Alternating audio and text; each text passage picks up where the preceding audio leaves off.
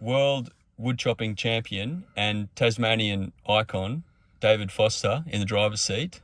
Thanks very much, Daniel. I'm looking forward to it. Firstly, I was a bit worried about fitting in here, but shit, how much room you get for this, for the price. It's bloody good. I have trouble in a bloody jumbo jet, so I've got more room here in this than a jumbo jet. But no, thanks very much. I'm looking forward to this, Daniel. Eye of the tiger. You want to get a bit of that going? Yeah, we'll get a bit of that going. Get the fist up.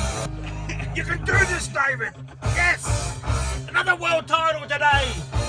I'm a little bit excited about this. You should be. Here we go. Ready? Hit it. Shit. Hang on to it. Oh, you pulled out.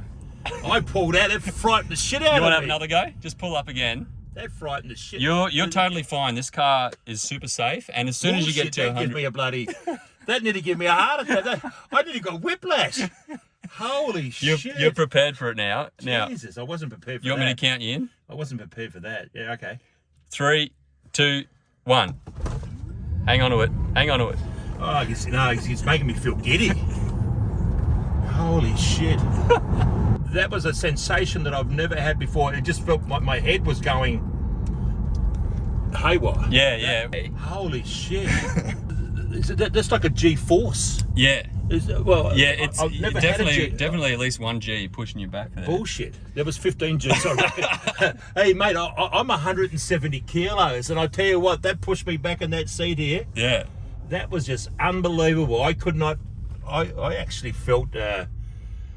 Mate, that was. I'm on a high. You're a bit lost for words, David.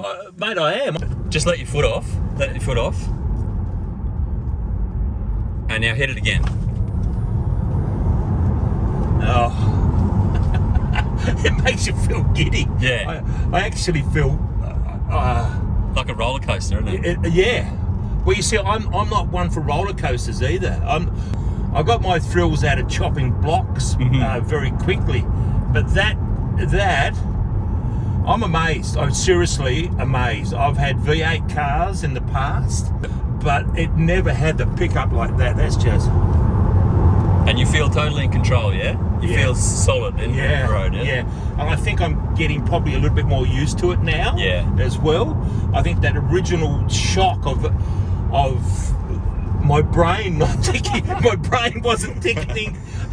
my brain wasn't ticketing quick enough. I don't think. The shock just got me. Yeah. Holy shit! It's unreal, isn't it? It is unreal. Yeah. Mate, that is one of the. Well, now you're used to it. No. If you want, there's no one coming now. If you want to pull up quickly here. Give it one more go. Yeah, Dave, you're basically the Tesla of wood chopping. Yeah. And you're in a car that's 450 horsepower. Unbelievable. Here comes the Whenever car you're ready, just plant it. Here comes it ready. Well, if this car to come past, will you? You should be all right. Oh, really? I don't know. You can wait. Up to you. I think I might. Well, there's nothing behind me. If I see something coming behind me, I'll go. All right. But, mate, that is. I'm going to get to 100. Okay. All right. I'm going to stop there until I get to 100 kilometres. And this is a good one because we got the mountain in the background there as well. Okay. Here we go. Here we go, David.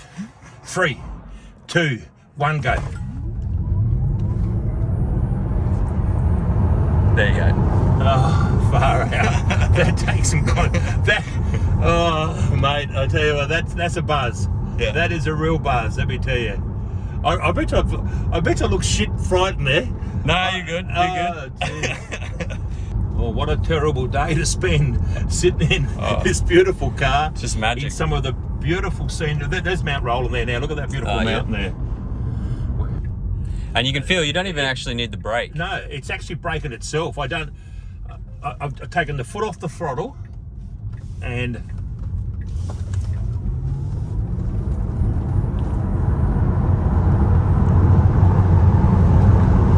starting to get used to it now. Yeah. And you feel stuck to the road, eh? Yeah. It's actually, you can feel it. You can actually feel it hanging onto the road. Yeah. There's no. I didn't know what to expect. I'm kind of. I think my brain's used to it now because I always fancy driving. I could drive pretty. But mate, that was the experience that I've never ever had in my life. Yeah. That's awesome. I got a great buzz out of winning world titles, but let me tell you, I got a great buzz just out of that bloody 3 seconds of my. Well, I think it might have been 1 second to start off with. It frightened the shit out of me. I was going to say, I reckon my mum didn't get to 100 k's either, but I reckon she got closer than you. I didn't know what to expect. Your mum is a lot more gamer than me first up there, let me tell you. I'm not having to go up my BT50 Mazda or my Hilux that I've had for the last 8 years, but man, oh man, you kind of feel, you do kind of feel safe with this. It stops on the road. There's no rolling. There's yeah. This is the safest car in the world. So, and to be honest with you, for those people, you know, I'm an old bushy. Okay, I might be a world champion woodchopper, but I'm very old-fashioned and don't know too much about technology. And I thought, well, this is all bullshit about a car being able to drive itself and the safest car on the road. Well, I've only been in the seat for a few minutes, but let me tell you, I actually feel that you could. It actually feels like it is kind of talks to you, you know, like you come in a bit of a straight in now, take my foot off the throttle, and it's braking itself. Yep. Really super responsive. I've hardly had to touch the brakes. Yeah. Yeah. When I come to the intersection down here, the only time I touch the brake is to actually really stop when you need to stop. Yep. I'm just amazed with the pickup that it's got. It really is. There's no lag at all. No, there's not. It's just bang. Yep. Yeah. Straight into it. You know, so sometimes when you hit you'd feel the car sort of kind of pick it up, but here it's just virtually straight away. Exactly. Yeah. There's a little bit of shake in the camera there, but that's all right. Instant power there, instant power, Daniel. Yeah, absolutely. Yeah. And it doesn't matter where you are either. Like even at 70 or 80, you've still got all that to go. It was unbelievable. Yeah. Come from a family of world champion woodchoppers. Yeah, your old man was world champion. Yeah, my dad, but also on my mum's side, mum's brother was a world champion woodchopper as well. Wow. So I've actually been bred for woodchopping in a sense. That's what my dad used to say. You've got the best breeding of any other woodchopper out there, having a dad as a world champion, but also on my mum's side was a world champion. Started chopping when I was 16. Went to the Royal Melbourne Show as a young 18-year-old and finished up winning an Australian title, which was a great start for any sporting woodchopping career, any career. Won my first world title in 1979, and I won that world title with my dad. In the double-handed soaring at Sydney. Now, Sydney show is the Wimbledon of woodchopping. If you can win a world title in Sydney, you can call yourself the best in the world, because all the best woodchoppers went there. You know, you talk about tennis. The reason we call it the Wimbledon of woodchopping. You talk about tennis. You know, the French Open, the US Open's nice, but everybody talks about Wimbledon because of the history, and woodchopping sort of no difference to that. So won my first world title in '79. Dad and I won that world title 11 years straight, and then he retired. And then I saw with my brother Peter and I won the world title another 10 years straight. So 21 years straight, breaking the world record from 26 seconds down to 15.9. Yeah, wow. Is that in that period of time? Now, I was doing a bit of research over the last few days on woodchopping, and there's basically three main events. There's the underhand, which is when you stand on the block. Yes, right. Then there's the standing block. Yeah, where you stand up beside a chop. Yeah, the vertical. Yeah, those two are your main events, were they? Yeah, and the soaring. Yeah. And I also saw that if you can get the double, the underhand and the standing block, that's pretty special, isn't it? It's what's that called? Well, it's actually the double. It's actually called the 15-inch double. So the two most prestigious wood chops in the world is the 15-inch underhand and the 15-inch standing block. or the 375 mils if you talk the new language. And the standing block is measured on how many chops? No, that's a hard hitting. That's another event as well. Right. Which I'm still current world champion of that. A world record holder, which is 12 hits. 12 chops. Wow. 12 chops for a 30 centimetre long. Yeah. So to win the 15-inch double, it's actually talked about. Tell you how hard it is. Over 100 years history, there's only been 8 people that have ever done it. And you've done it 6 times. I've done it 6 times. So, and the closest to me was another legend in the sport of wood chopping by the name of Jack O'Toole. Mm-hmm. And Jack O'Toole had actually done it 5 times. So, a very famous name, also a very famous name in wood chopping. Yep. So to win it 6 times is something that's a little feather in the cap. Because I know there's been some great axemen in the past that have won either one or the other, but to win the 2 in the 1 year, I know it's a lot of hard work. Yeah. And I've enjoyed the journey, and I've enjoyed having a beer, and I think there's a lot of people that have seen me wood chop, and they would have maybe had a beer with me at the pub that night. And I think at the end of the day, all we finish off in our life is a headstone. We can accumulate a lot of wealth, we can accumulate world titles, but at the end of the day, after that journey, we've only got the headstone really. And when somebody walks past my headstone when I'm gone, I had a beer with that big bloke. He was a bloody, hopefully they say he's a decent bloke. Yeah. So to me, that's probably more important than anything else. Yeah, and we talked about this before when you said that you didn't. Well, often when you travel, you didn't want to stay in fancy hotels. You'd rather stay at a local pub and get to know some of the people in the community. Yeah, and to me, like, traveling can be actually quite lonely. Like, there are places where my best friend, when I was away traveling, was the minibar. So I actually stopped in so many pubs. One of the jobs I had, I had an expense account, and the guys have said to me, David, you're only spending $50 a night accommodation. You could be stopping into these really, really dear places. And I thought, well, but that's not David Foster. So, but there's nothing better than sitting at a bar of a night and you talk to one of the locals and you learn so much about that town and about all the larrikins and what else have you. So absolutely, and I can really relate to that because I grew up in a small town called Clermont in central Queensland, and we have only 2,000 people there. Yeah. And we have a couple of really good pubs there, and there's something special about the sense of humour that people have in small towns. And you've got to love it. They're all characters. Yeah. And you go to the pub and you just meet some of the funniest people that you've ever met, and it's all off the cuff. Yeah. There's no such thing as political correctness or all this other, I call it bullshit. We're being passed. Can you believe by silly Beansley bloody Falcon, for God's sake? I could actually put my foot on the throttle, we can nearly jump that car. Yeah, exactly. He just doesn't realise that. Yeah, he thinks he's oblivious smart. to the power sitting behind him. One thing that us Australians is that we are characters. We are larrikins. And a lot of people at the pubs, they are those characters and they've got a story to tell.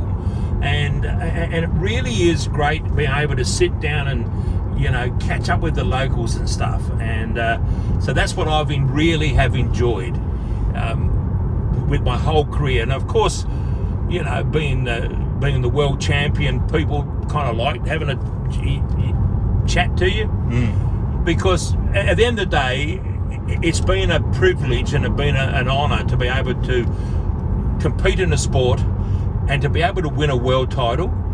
People go a whole lifetime and only dream about the life that I've had. And so how lucky and how privileged I am even to be driving one of these today. And the reason that I've been driving one of these is because I've become a world champion woodchopper. Yeah.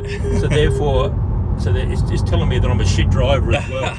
You actually chopped at the Claremont show and I probably saw you as a kid because I used to go to the Claremont show in the 90s when I was a kid, and I probably would have seen you one of those years come through because you were around that area. I was on the show tour. So what I tried to do, Daniel, this is what it was just a personal. I think all athletes. I think if you talk to Roger Federer, deep down, Roger Federer would have a plan in his head, what he wanted to do. Mm-hmm. With me, I wanted to be able to go to every woodchop possible that there is, and I wanted to win the championship. Now, the championship is the champion of the day. Mm-hmm. Now, if I got beat at a little country show, I'd go back next year. Oh, really? So I could honestly say that every wood chopping carnival there's been. Look at this here. I'm slowing up. It's actually stopping itself. Yep, and you can see it's picking up the witches' hats. Yeah, look at that. Yeah. That was a software update. Yeah, we've got some roadworks in front here for those people that don't know. There's some roadworks. There's a stop sign. I actually seen the stop sign, put my foot off the throttle. Now, I haven't had to touch the brake yet.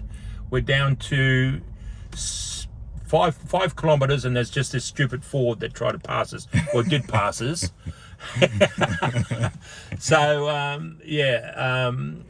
so I really wanted to leave a little town to say that one of the old fellas there, they see, the trouble is you see the great famous people on TV, but a lot of people never get a chance to meet you. You know, the chance to meet, you know, David Boone, say, for instance. Yeah. You've seen him play cricket in the middle of the field, and for those people in the circle that's had the chance to, he's picking up these, now look at this here. He's picking up these little... The witches' hats? The witches' hats. Now, they've only just been put on there today. Yep. When does it tell you if I hit one? There'll be a loud thump, and I think that's how you'll know. Oh, so there are things still normal with this car. Super high tech. There are still normal things with this car, folks. So it still makes a thud. And I remember as a kid growing up, because we played rugby league with my brothers growing up, and for our end of season awards night, there'd be a NRL player might come up, and it was such a big deal for us as country kids to be able to meet one of your heroes that you've seen on TV, and they just seem so distant, but then when they come out to your town, it's such a big deal. Well, I personally think that, and if that person is a good human being, that actually rubs off on the young kids as well. Absolutely. This person, you can be a world champion athlete, and you can still be a decent person, you know. And I think, I think sports people, like this country, love sports people, and I think they do play a massive role with kids and stuff. And that's why I find it very disappointing sometimes when they let themselves down and they let their supporters down. So that's something that I've been really, I'm a bit of a larrikin. I'm enjoying a bit of a fun, but I still realise that you've got a responsibility is to still try to be normal. Yeah, and to be a good role model. And the true great sportsmen are also just incredible role models for people. Yeah, I think it's important. Yeah. Right, to be fair to me, did anybody else have that same reaction as I did? The first one, I would say you're not going to. No. I'm going to tell a lie anyway, all right. Daniel. For Christ's sake, tell a lie. No one pulled out as quick as you did. How about that? Double tap down on your right hand paddle. Yeah. Two blue lines are going to come up. Try again. There you go. Now just be really soft with the wheel. Yeah. Now it's driving itself. This is fine. This is bread and butter for it, so it'll take this corner. All right. No problem.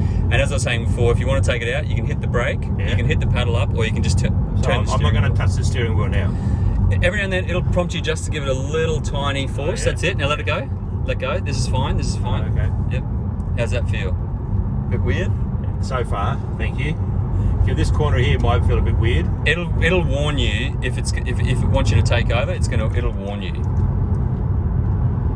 This is good. This is unbelievable. This is. Just apply a slight force, just to let it know that you're still there. Yeah. Oh, now you're out. You're driving. Oh, I'm driving now. Okay. So double tap again. Now you're back in. But you'll get an idea of how soft you need to touch it. Okay. Because what it does, every now and then it'll prompt you just to touch the wheel. So you haven't gone to sleep. Exactly. Yeah.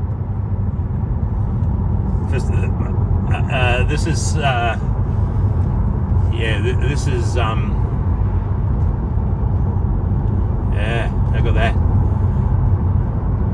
And now this is quite a windy road as well. Yeah. So it's handling this fine. Very windy road. Just a slight force there. There you go. Now you're driving. Yeah. You've only just got to touch it. That's right. I've never felt that when I first hit it. Yeah. You know, that was just. It was just like I was in the old brain was going like this, I think.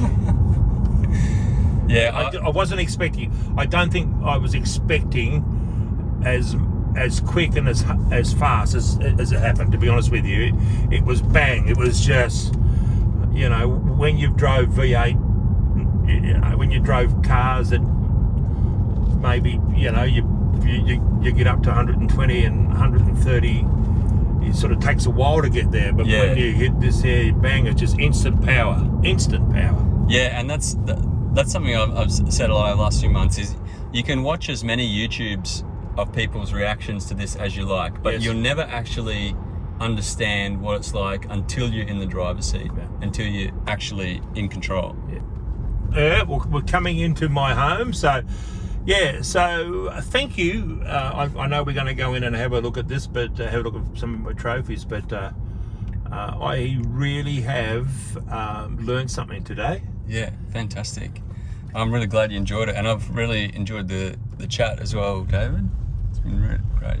It frightened the shit out of me, but to start off with, but I think I got used to it later. Yeah. You know, I don't think we should. The first go, I reckon we should cut that out. I reckon we'll include that one. But the second go, now, this is, what do I do now? So there's a button on the end of the paddle. Yeah, here? Yep. Yeah, press that in? Yep. Okay. That's so it. we're parked. We're parked. Now we just get out and close the doors and it'll turn itself off. Unbelievable. Thanks very much for driving this today. Mate, thank you very much for giving me the opportunity. No worries. Firstly, when I said to you about fitting in it, you said, no, Dave, you'd have no hassles. Okay, I'm 6 foot, I'm 196 centimetres or 6'5". I'm 170, about 170 kgs. So for anybody out there that's a big man that reckon they can't fit in this, well, guess what, you can. And it still went, well, it makes no matter how much weight was sitting in there, it still put me back in the seat. Yep. So, I've enjoyed the day. Yeah, shout out to Elon Musk and the engineers at Tesla for the design of this car. Yeah. Everything about it, the seat adjustments, the steering adjustments, and just the pure performance of the car. And the only thing that... the mirror. The mirror, for God's sake, fellas, you know, with all the technology you've got, surely you can do your eye. Hey, this is one for you. Get your eye thing into, you can move. Control it with your eyes. Yes. That's the next thing. You put the David Foster thing on it, okay? This is what David Foster wanted. David Foster mode. There's actually a mode in here called Joe mode, and a guy wanted the bells and the alarms to be quieter so his kids could sleep in the back. So he tweeted Elon Musk and said, "Can you turn it down?" And this guy's name was Joe. And then the software engineers developed Joe mode, and it came through in the next software update. So he's actually got his own mode. So this is the David mode. The David mode. Or the woodchop mode. The woodchop mode, where you control the rear vision mirror with your eyes. The axe mode. Axe mode. The axe. We want the axe mode for the big woodchopper. No, thank you. You've done a marvellous job. Technology is a marvellous thing. Yep, absolutely. The eye of the tiger. Thank you. Now let's go and have a look at some of your technology. Beautiful. I even know how to get out of the car. Yep.